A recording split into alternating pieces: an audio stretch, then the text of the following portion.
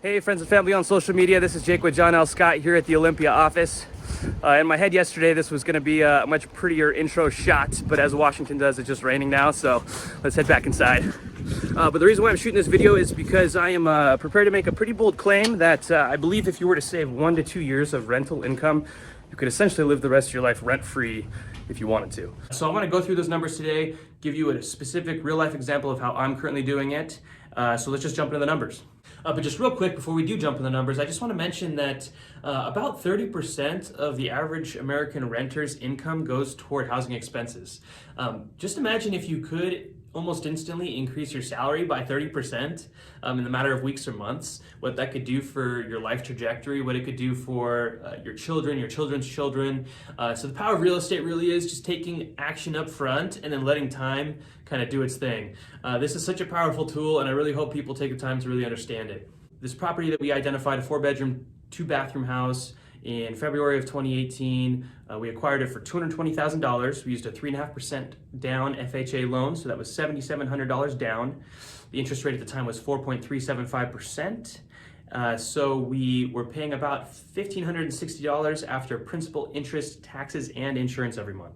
You have to remember that there's other expenses involved with rentals like vacancy, major repairs, minor repairs, things like that. But overall, our fixed hard expenses every month were $1,560. We did a rehab on this property, which took a couple of months. It was about $25,000. It was about $4,300 in closing costs. We got some credits from the sellers at that time to reduce that. And then our holding costs while we were fixing up the property, which is just like utilities, the mortgage payment until we could move in for those couple of months, was about $4,000. So the total upfront investment was about $41,000. I would realize that is a decent chunk of change, but that's just how I did it. There's plenty of other people that have done it for less.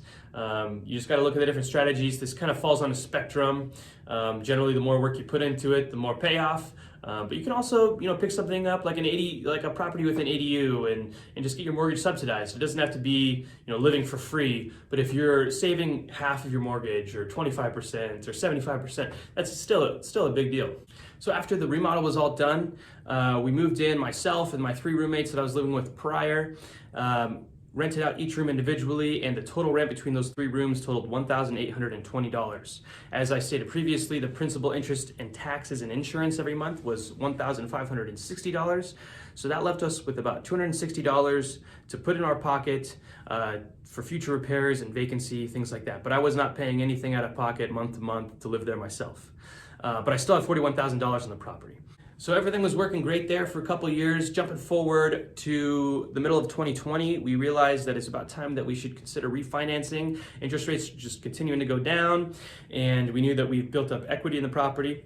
So in May or June, we got an appraisal done, and the property came back with an appraised value of $319,000. That was almost $100,000 more than our original purchase price just a little over 2 years prior. So with that $319,000 appraised value, we were able to get an 80% loan of that $319,000, so that was $255,200. Our remaining loan balance on the previous loan was about $204,000, so that gave us a cash out of $51,200. And as you remember, we had $41,000 into the property, so 2 years later we were able to get $51,000 out, so that put a little over $10,000 back in my pocket. In addition to recouping those initial upfront expenses. So at that point in time, we're still maintaining the same rents of $1,820, and with our new interest rate of 2.875%, we're paying $1,610 approximately for our principal, interest, taxes, and insurance. So we're still clearing $210 a month for repairs and vacancy, and it's allowing us to live there rent-free, have no money in the property, and it's a pretty awesome setup, really. So as you saw, I was able to recover my initial $41,000 investment and pull out an additional $10,000 to put into a future project. And I'm still living in the property rent-free. So it's totally something that so many of you can do out there. I just really implore you to ask yourself what limiting beliefs you hold. I really like the analogy of driving through the fog. You can only see 50 or 100 yards ahead of you, but as you keep driving, you're gonna see more and learn the process and figure it out as you go. So you just can't know everything up front. You just gotta get a certain base level of knowledge and then surround yourself with good people that know what they're doing and ultimately go for it. So I really implore you to reach out. just, raise your hand, shoot me a message, hop over to my business page. I'd really appreciate it if folks went over there and followed the business page. I'm going to try to put out valuable content. I realize the power of video. I'm trying to get better at it. This isn't something that I'm probably natural at, but I'm going to keep working on it. And I hope that people continue to tune in and reach out if you have any questions. Again, Jake with John L. Scott. Have a good day.